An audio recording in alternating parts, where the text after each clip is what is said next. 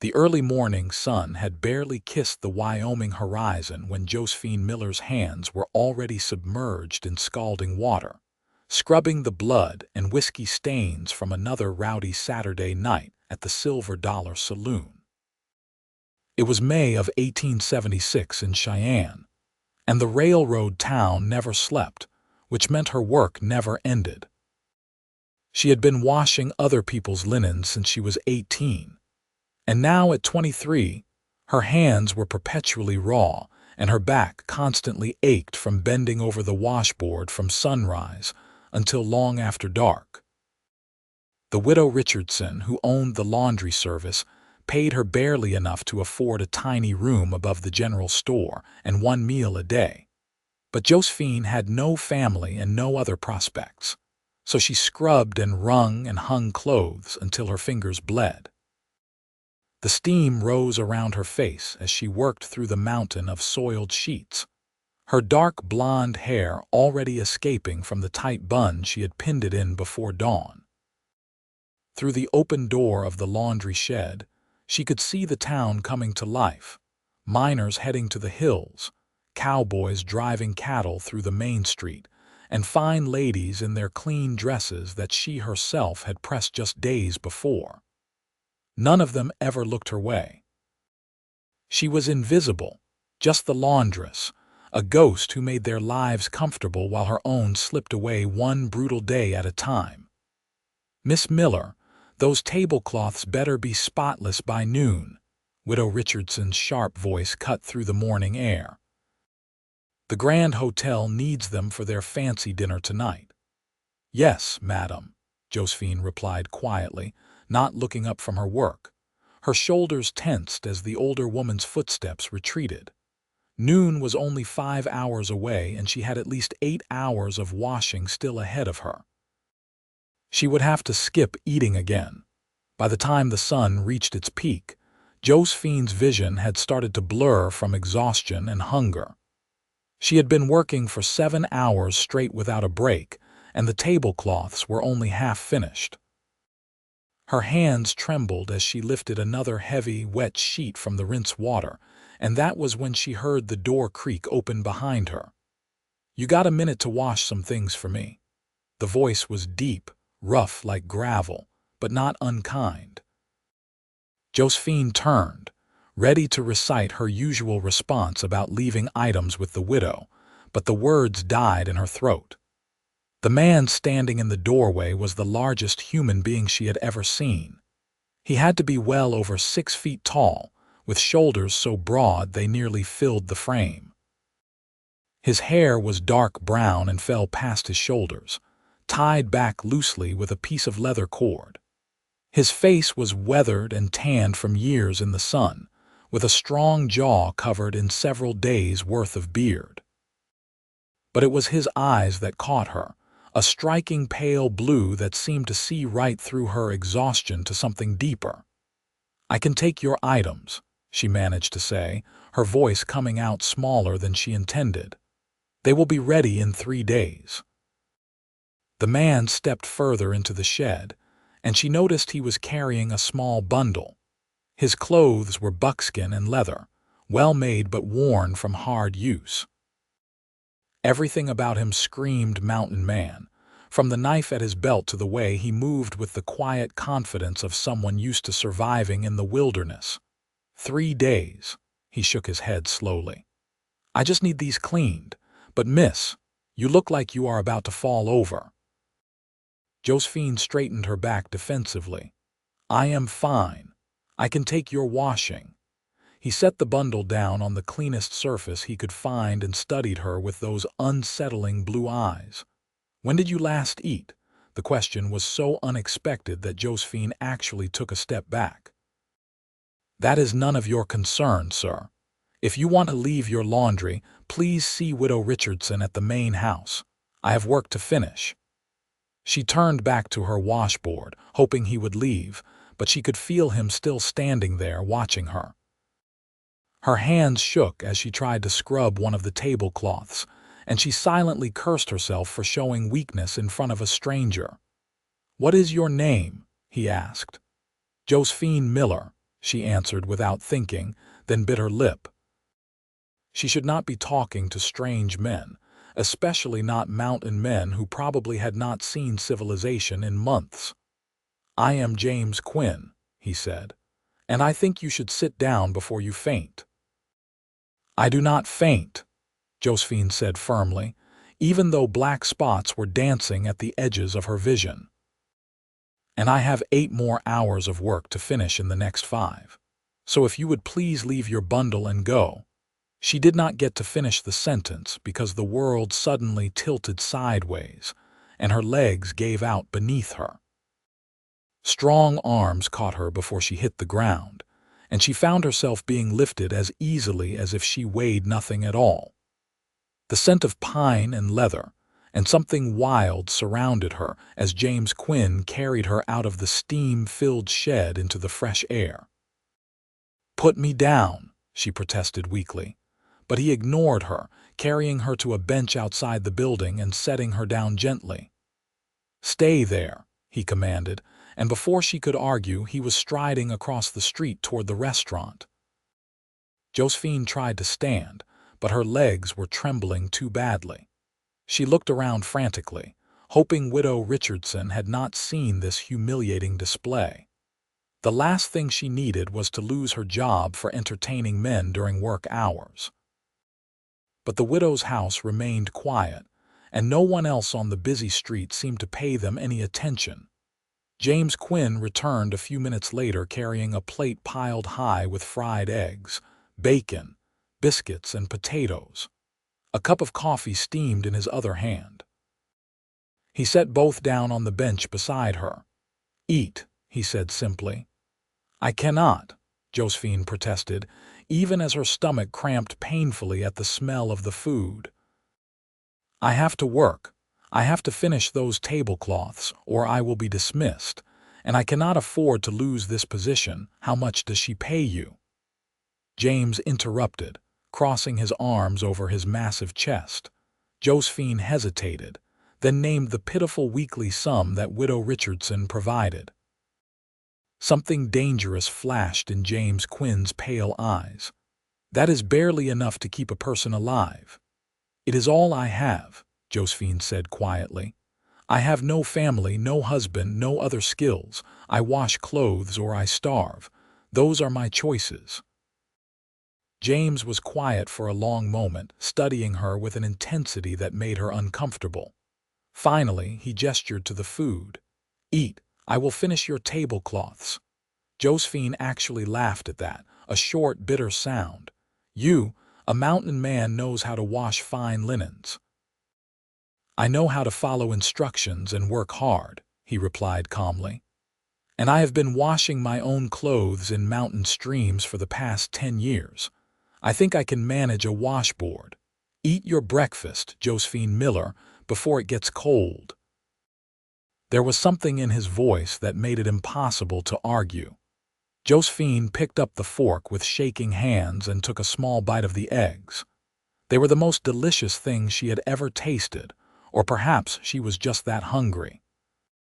Once she started eating, she could not stop, and within minutes the entire plate was empty. She sipped the hot coffee and felt strength slowly returning to her limbs. When she looked up, James Quinn had removed his leather vest and rolled up the sleeves of his rough shirt, revealing forearms corded with muscle. He had gone into the laundry shed and was bent over her washboard, scrubbing one of the tablecloths with surprising efficiency. Josephine stood quickly, nearly spilling her coffee. "You cannot do that. If Widow Richardson sees you, she will think I am shirking my duties. Then you better help me so we can finish faster," James said without looking up. For a moment, Josephine just stood there, completely bewildered by this strange man who had walked into her life less than an hour ago and completely upended it.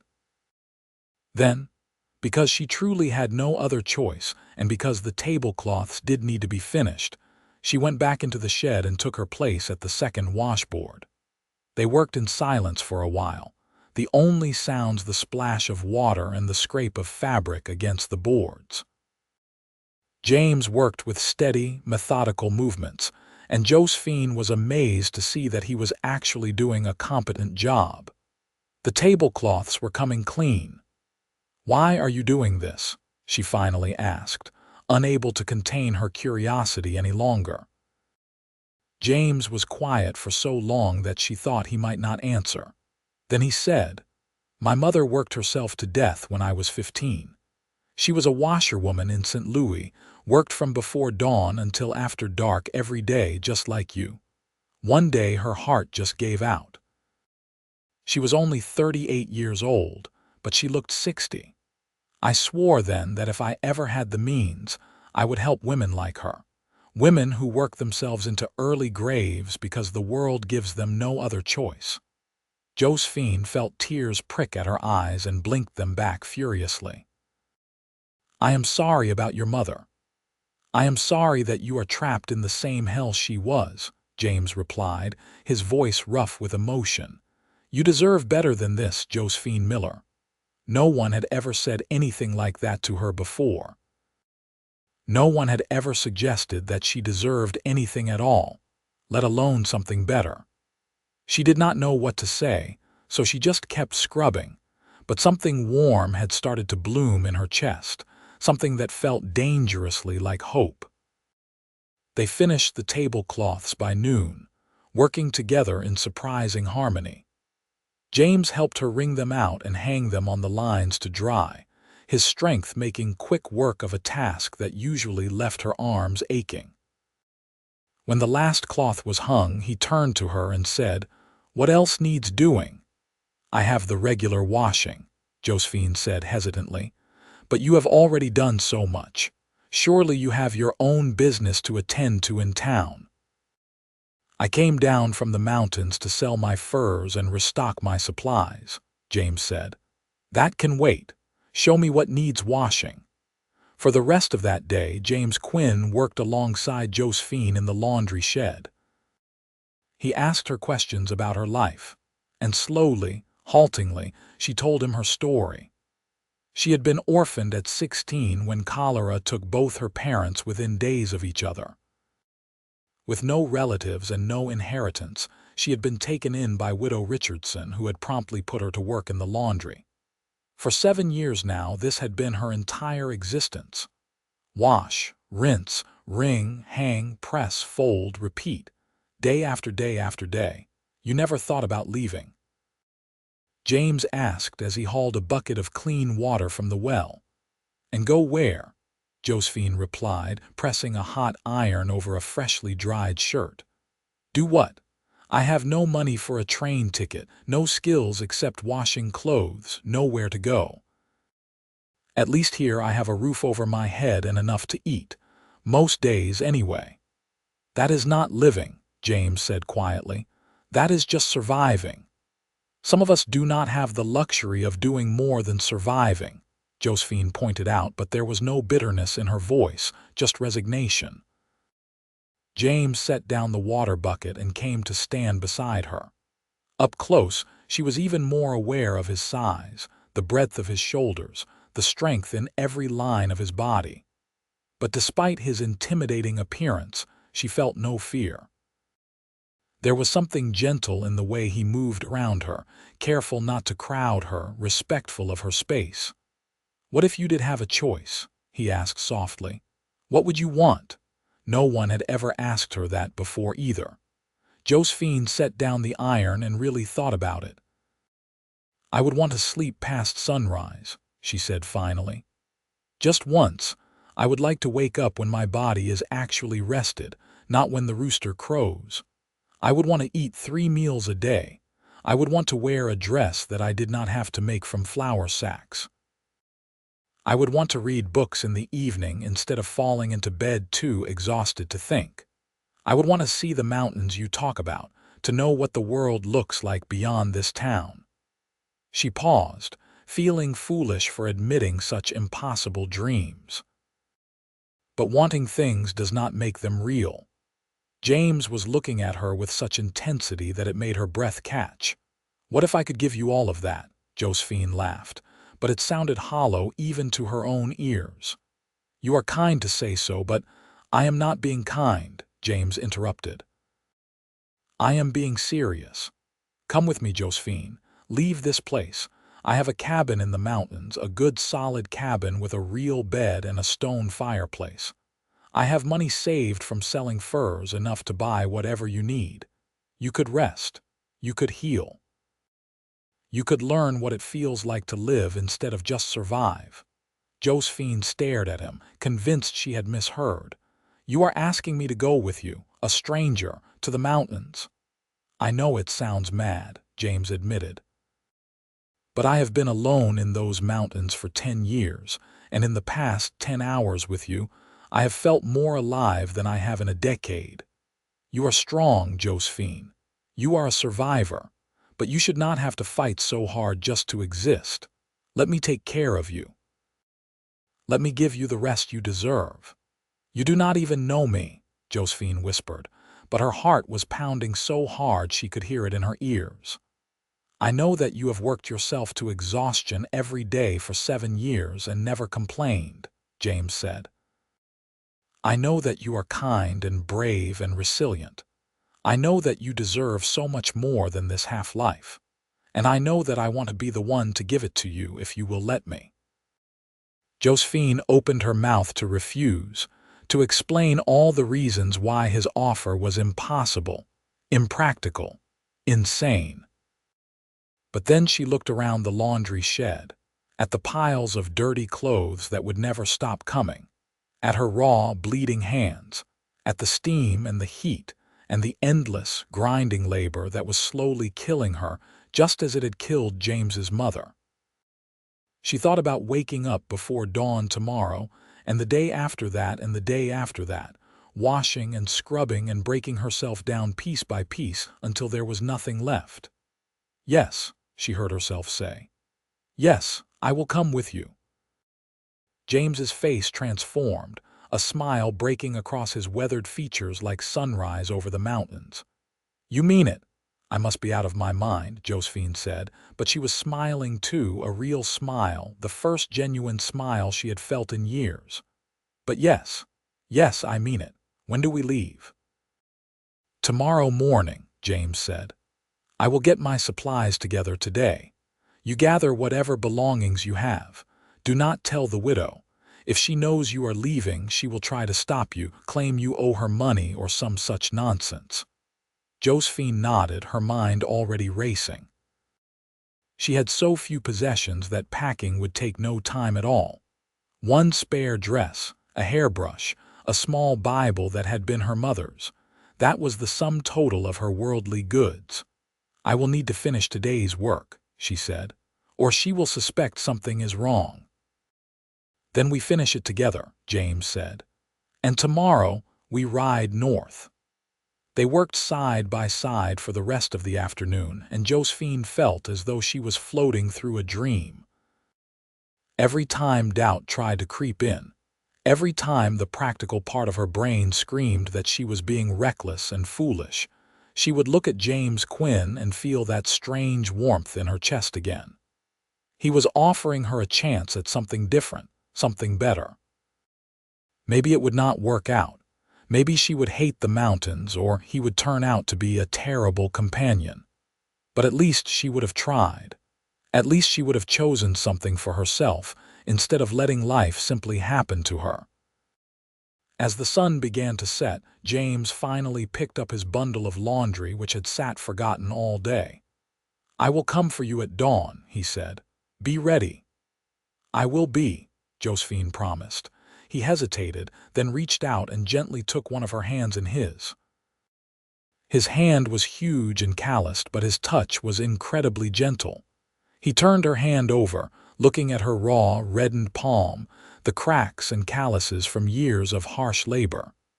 These hands will heal, he said softly. I promise you that. Then he was gone, striding out into the twilight, and Josephine was left standing in the laundry shed with her heart pounding and her whole world turned upside down. That night, she barely slept. She lay in her tiny room above the general store, listening to the sounds of Cheyenne settling down for the night, and tried to process what she had agreed to. She was going to leave with a man she had known for less than a day. She was going to abandon the only life she had known for 7 years, as miserable as it was. She was going to trust a stranger to take her into the wilderness. It was madness. It was terrifying. It was the most alive she had felt in years. Before dawn, Josephine dressed in her best dress, which was not saying much, and packed her few belongings into a small cloth bag. She crept down the stairs, careful not to wake the store owner, and slipped out into the gray pre-dawn light.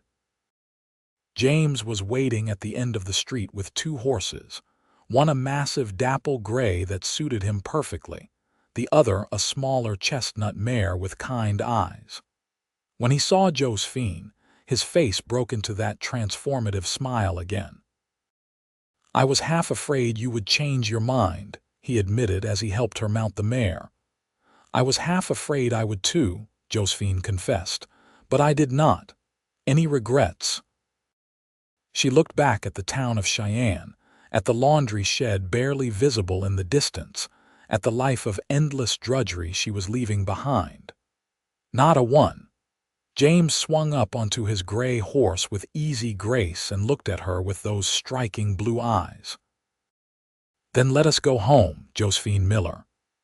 They rode north as the sun rose, leaving Cheyenne behind them.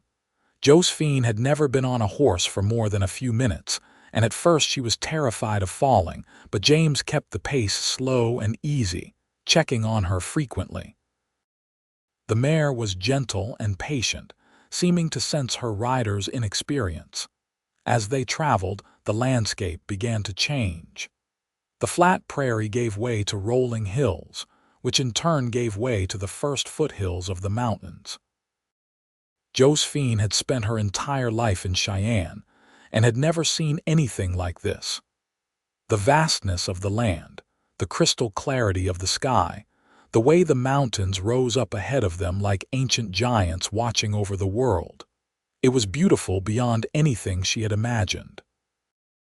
They stopped at midday beside a clear stream, and James showed her how to water the horses and let them graze. He unpacked food from his saddlebags and they ate companionably, sitting on smooth rocks beside the water. "How far is your cabin?" Josephine asked. 3 days' ride, James replied. "We will camp along the way. I have plenty of supplies and I know good places to stop." "I have never slept outside before," Josephine admitted. "You will be safe," James promised. "I give you my word," and somehow she believed him. There was something fundamentally trustworthy about James Quinn. He was a man of few words, but the words he spoke carried weight. He had promised her rest, safety, a chance at a better life.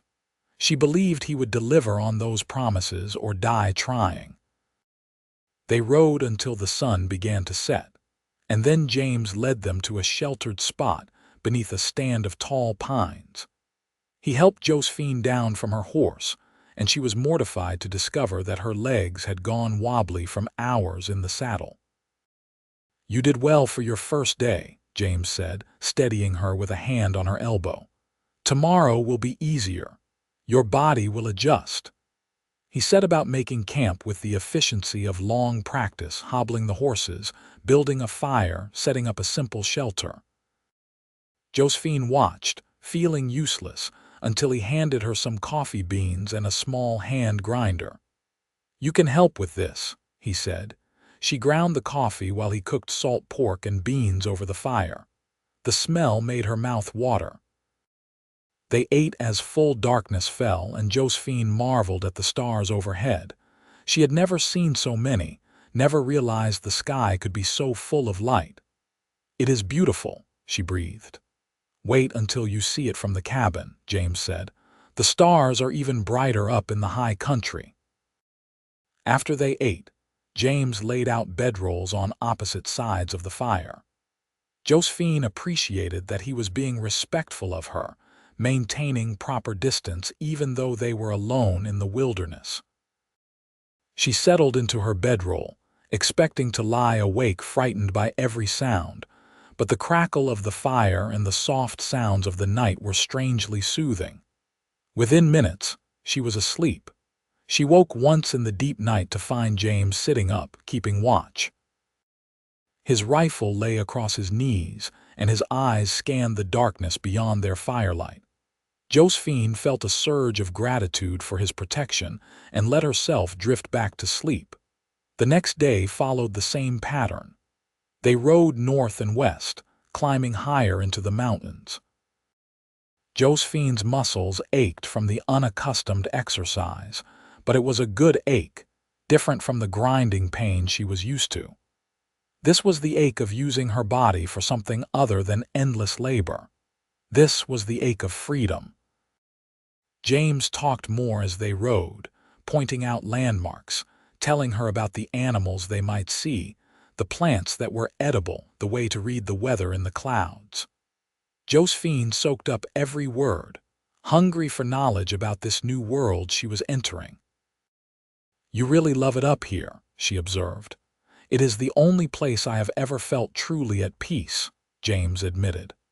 "After my mother died, my father drank himself to death within a year. I had no reason to stay in St. Louis. I headed west and just kept going until I found a place that felt like home.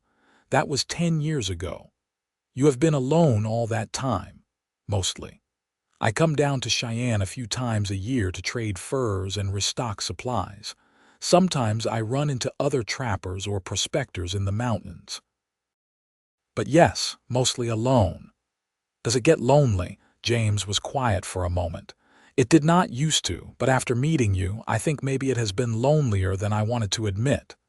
Josephine felt heat rise in her cheeks at his words. She was growing increasingly aware of James Quinn as more than just her rescuer. She noticed the way his hair caught the sunlight, the strength in his hands as he handled the reins, the sound of his deep voice. She wondered what it would be like to be held by those strong arms, to be kissed by that stern mouth. Then she would scold herself for such improper thoughts about a man she barely knew. But did she barely know him? In 2 days of traveling together, she felt like she had learned more about James Quinn than she had learned about anyone in her 7 years in Cheyenne. He was kind but not soft, strong but not cruel, thoughtful but not brooding. He was unlike any man she had ever met. On the 3rd day, they climbed higher still, and the air grew thin and cool. Josephine was grateful for the shawl James had given her from his supplies. They followed a narrow trail along a ridge, and Josephine tried not to look down at the dizzying drop to one side. "Not much farther now," James said, and she could hear the anticipation in his voice.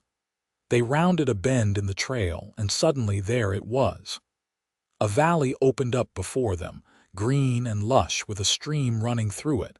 At the far end, backed up against the mountain, stood a cabin.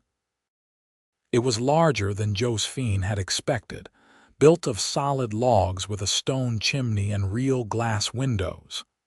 "This is home," James said simply. They rode down into the valley, and as they approached the cabin, Josephine could see that James had built it with care. The logs were neatly chinked, the roof was tight, the door hung straight. There was a small barn for the horses and a garden plot that had been carefully fenced. James helped her down from the mare and led her to the cabin door. He pushed it open and gestured for her to enter first. The interior was simple but comfortable. There was a large stone fireplace taking up most of one wall, a sturdy table and chairs, a kitchen area with a real cast iron stove, shelves lined with supplies, and in the far corner, a large bed piled with furs and blankets. The floor was smooth wood, not packed dirt, the windows let in the afternoon light. "It is wonderful," Josephine said, and meant it. Compared to her tiny room above the general store, this felt like a palace. "It needs a woman's touch," James said, "but it is solid and warm. You will be comfortable here." He showed her around, pointing out where things were stored, how the stove worked, the root cellar he had dug into the hillside for keeping food cool. Josephine absorbed it all, amazed at what he had built with his own 2 hands. "There is only one bed," she observed, trying to keep her voice neutral. James cleared his throat, looking uncharacteristically uncomfortable. "I will build another, or I can sleep in the barn until we figure things out." "Figure what things out?" Josephine asked, though she thought she knew. James turned to face her fully, his blue eyes serious. "Josephine, I brought you here because I could not stand to watch you destroy yourself in that laundry. I want to take care of you, give you the rest and peace you deserve. But I also need to be honest with you. I have feelings for you. Strong feelings. I know it is too soon, I know we barely know each other, but I cannot deny what is in my heart. In time, if you were willing, I would like to court you properly. I would like to see if what I feel might be returned, but there is no pressure, no obligation. You are free here. Free to rest, free to heal, free to decide what you want your life to be, even if that does not include me." Josephine's heart was pounding so hard she was sure he must be able to hear it. "And if I said I already have feelings for you? If I said that I have been thinking about you constantly since the moment you walked into that laundry shed?" Hope blazed in James's eyes. "Do you mean that?" "I do not understand it myself," Josephine admitted. "How can I feel so much for someone I have known for only 3 days? But I do, James. I feel safe with you. I feel seen by you. For the first time in my life, someone looked at me and thought I deserved better. You gave me hope when I had none. You gave me freedom when I was trapped. How could I not have feelings for you?"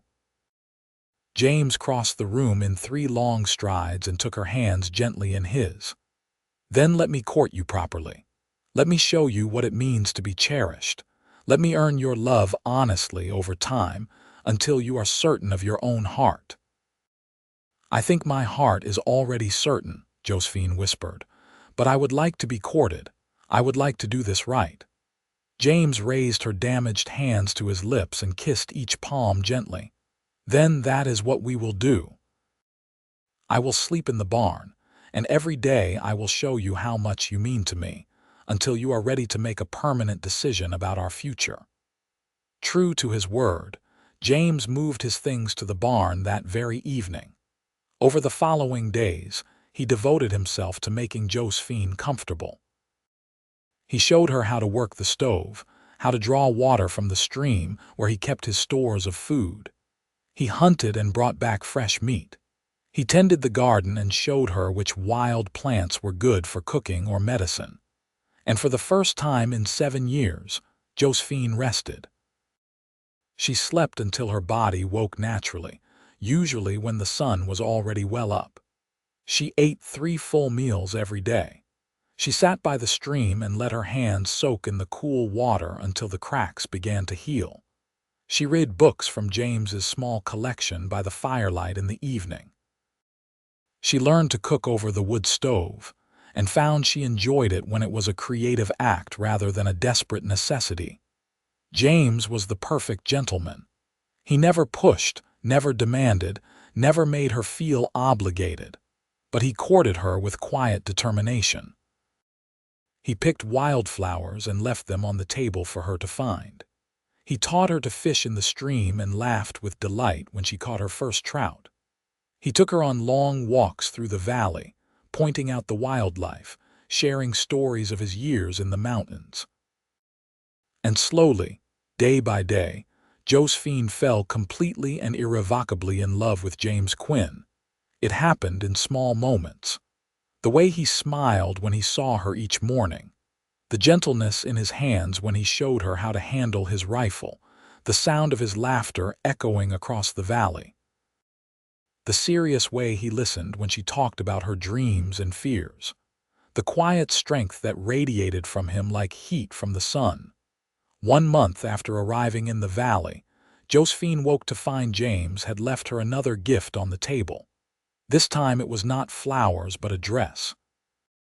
A real dress, made of soft blue calico that matched her eyes, with delicate white lace at the collar and cuffs. She held it up with trembling hands, unable to believe what she was seeing. James appeared in the doorway of the cabin, looking uncertain. "I rode down to the trading post 3 days ago while you were resting. I wanted to get you something nice. If it does not fit or you do not like the color, I can exchange it." Josephine launched herself across the room and threw her arms around his neck, the dress crushed between them. "It is perfect. It is the most beautiful thing anyone has ever given me." James's arms came around her waist, holding her close.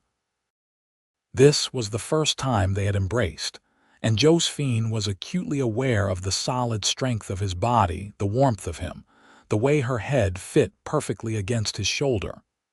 "You deserve beautiful things," James said softly into her hair. "You deserve everything good this world has to offer." Josephine pulled back just enough to look up at him. His blue eyes were dark with emotion, his face inches from hers. "James," she whispered, "I am ready." "Ready for what?" he asked, though his voice had gone rough. "Ready to say yes, ready to be yours. Ready to spend the rest of my life in this valley with you.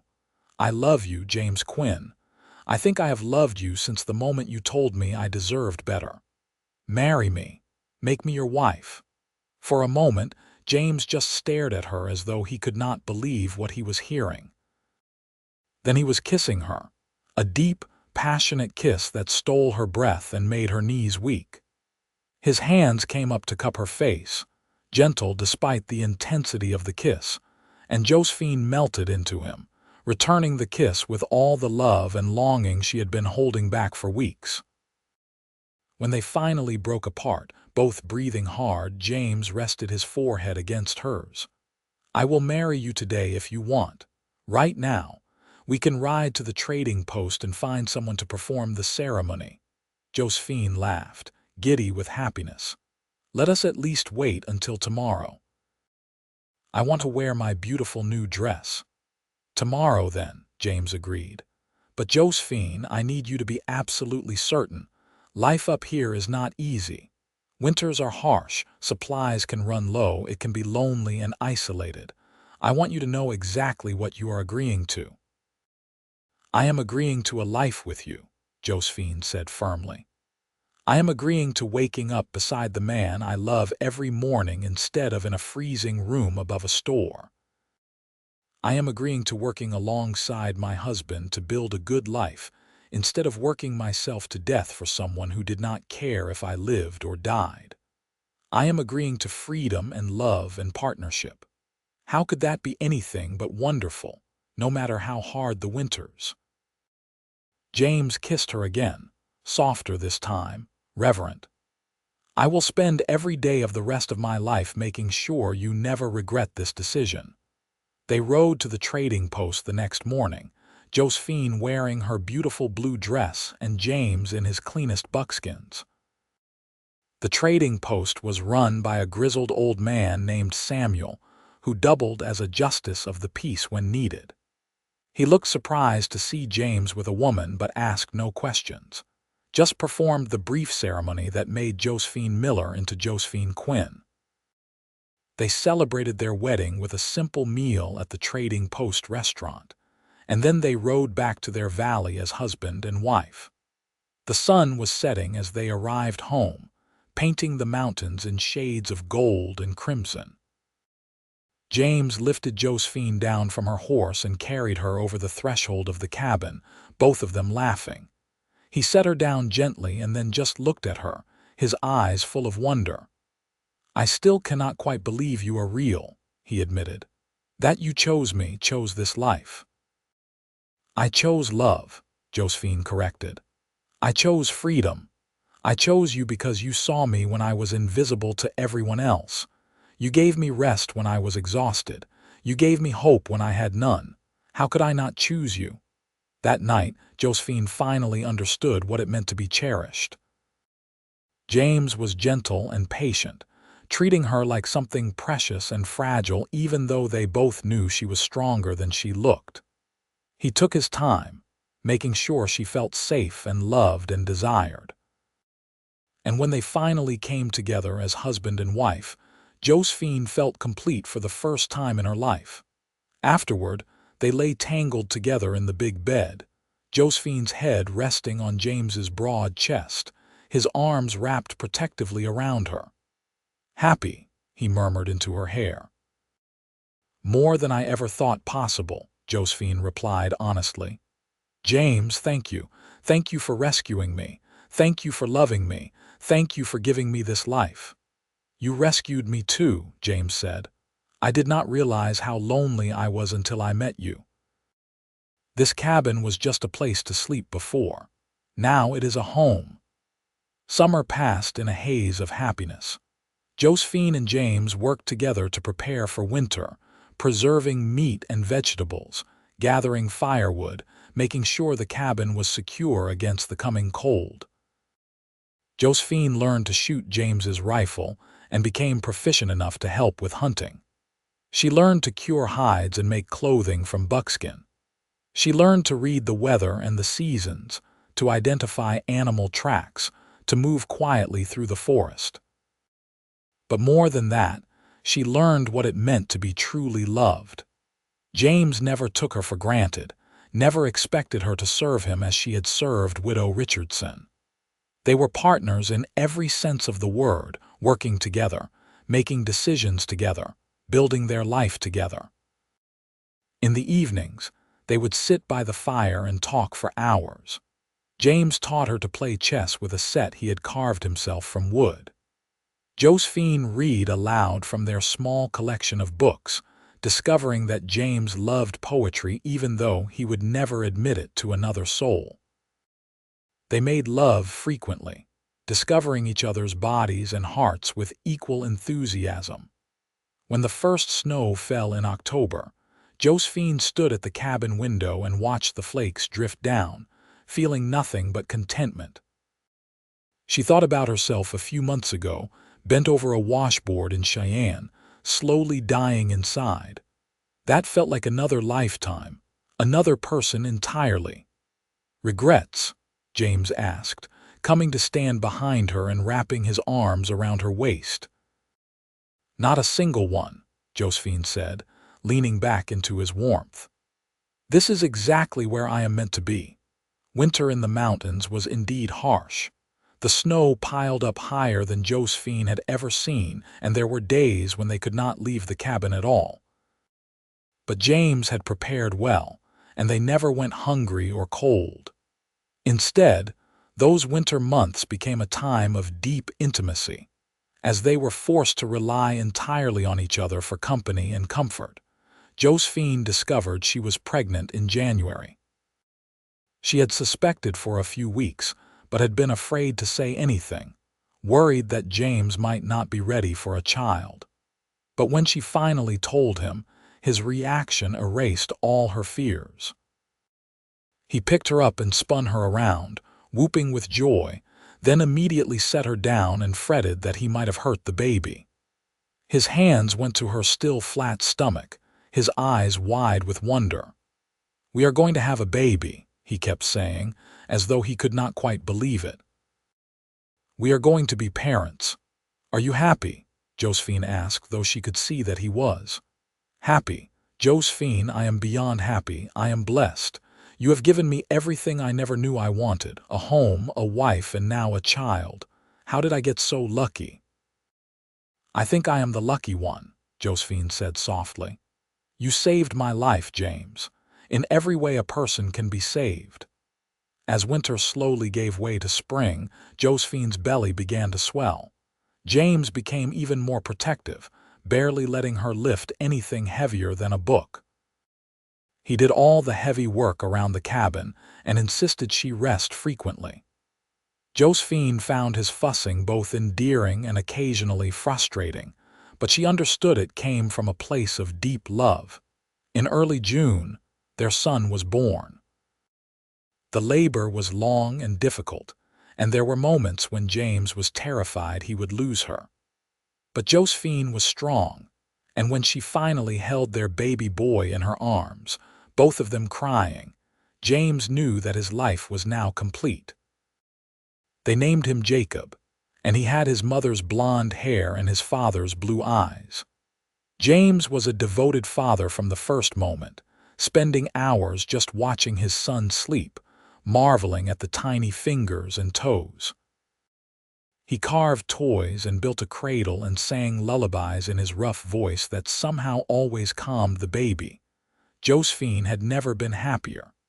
She had gone from a life of endless drudgery to this, a life filled with love and purpose and joy.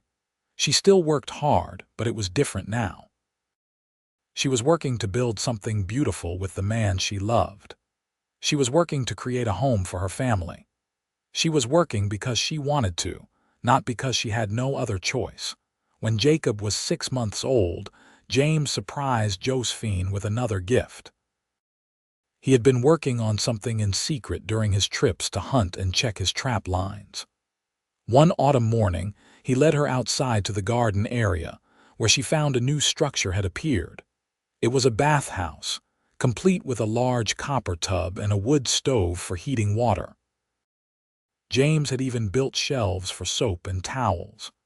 "I thought about how you spent 7 years with your hands in water," James said. "I wanted you to have a place where water meant relaxation instead of labor, where you could soak and rest instead of scrub and work." Josephine burst into tears, overwhelmed by his thoughtfulness.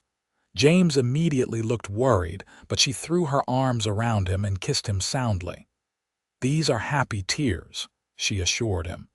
"You are the most wonderful man who has ever lived, James Quinn." "I just want to take care of you," James said simply. "The way you deserve to be taken care of all along." That winter was harder than the first, with more snow and colder temperatures. But the cabin was warm, their stores were plentiful, and they had little Jacob to keep them entertained. The baby was thriving, growing bigger and more alert every day. On their second wedding anniversary, James presented Josephine with a gift he had spent months creating.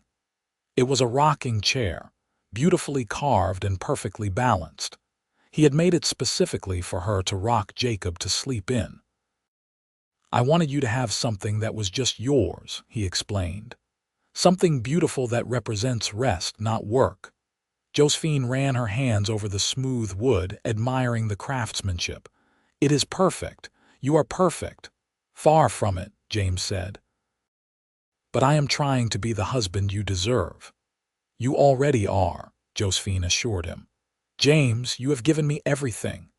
A home, security, love, our son. You have given me rest when I was exhausted, hope when I had none, freedom when I was trapped. You have given me a life worth living." James pulled her close, careful of the baby she held between them. "You gave me just as much. You gave me a purpose beyond simple survival. You gave me a family. You gave me a reason to build something lasting instead of just existing day to day. You made my house a home." As the years passed, their family grew. Josephine gave birth to twin girls when Jacob was 3, and then another son 2 years after that. The cabin that had seemed so spacious when Josephine first arrived now rang with the laughter and chaos of 4 children. James expanded the cabin, adding on rooms so everyone had space to sleep. He built furniture and toys for the children. He taught Jacob to hunt and fish, and the boy took to it naturally, already showing signs of his father's strength and capability. The twins, whom they had named Jennifer and Jane, were spirited and curious, always getting into mischief. The youngest, Jonathan, was quiet and thoughtful, content to sit for hours watching his father work. Josephine discovered she had a talent for gardening, and their garden expanded year by year until they were growing enough vegetables to trade at the post for other supplies. She also learned to preserve food expertly, and their root cellar was always well stocked. But more than that, she learned what it meant to live a life of purpose and meaning. Every day she woke up grateful, remembering what her life had been and marveling at what it had become. She never took for granted the man who had rescued her, the children they had created together, the home they had built. James, too, seemed to understand how precious their life together was. He never failed to tell Josephine he loved her, never failed to show appreciation for her contributions to their family and home. Even after years of marriage, he still sometimes looked at her with wonder, as though he could not quite believe she was real. One evening, when the children were all asleep, and James and Josephine sat together by the fire as they had done countless times before, James took her hand and examined it in the firelight. Her palms were still calloused from work, but the deep cracks and raw places had long since healed. These were the hands of a woman who worked with purpose, not desperation. "You remember what I promised you that first day in the laundry shed?" James asked. "You said my hands would heal," Josephine replied, "and they have." "I also promised you rest," James continued, "and peace, and the chance to live instead of just survive. Did I keep those promises?" Josephine shifted so she could look directly into his eyes. "You kept every promise you ever made to me, James Quinn, and you gave me so much more than I ever dared to dream of. You gave me love. You gave me a family. You gave me myself back. That day you walked into the laundry shed, I was dying, not quickly but slowly, piece by piece. You saved my life." "You saved mine too," James said seriously. "I was just existing before you, going through the motions. You taught me how to truly live." As they sat there together, hands clasped, Josephine thought about the girl she had been at 23, exhausted and hopeless, with no future beyond endless labor. That girl could never have imagined this life, this happiness, this deep and abiding love. Years continued to pass. Jacob grew into a strong young man, the image of his father in both build and temperament. At 18, he brought home a young woman from the trading post, a blacksmith's daughter with kind eyes and a quick smile. James and Josephine gave their blessing, and within a year they had their first grandchild. The twins proved to be as independent as they were spirited. Jennifer developed a passion for horses and became an exceptional rider, while Jane showed a talent for healing and learned everything she could about medicinal plants. Jonathan, the quiet one, surprised everyone by becoming a skilled artist, carving and painting beautiful pieces that traders came from far away to purchase. Through it all, James and Josephine remained the center of the family, the foundation upon which everything else was built. Their love never faded or became routine. They still looked at each other across a crowded room and smiled secret smiles. They still held hands on their evening walks. They still found joy in the simple act of being together. When Josephine turned 40, James threw a celebration and invited everyone they knew from miles around. The cabin and valley were filled with friends and family, with music and dancing and laughter. As Josephine looked around at all the people who had come to celebrate with her, at her children and grandchildren, at the man who had given her all of this, she felt overwhelmed with gratitude. That night, after everyone had left or settled down to sleep, James took Josephine's hand and led her outside. The stars were brilliant overhead, just as they had been on that first night they camped on their way to the valley. "You remember when I first brought you here?" James asked. "You said the stars were beautiful." "I remember," Josephine said. "I remember everything about those days, how scared I was, how hopeful, how certain I was making either the best or worst decision of my life." "And which was it?" James asked with a smile. "The best, without question," Josephine replied firmly. "James, I need you to understand something. I know you feel like you rescued me, and in many ways you did. But you were not just saving me from physical exhaustion or poverty.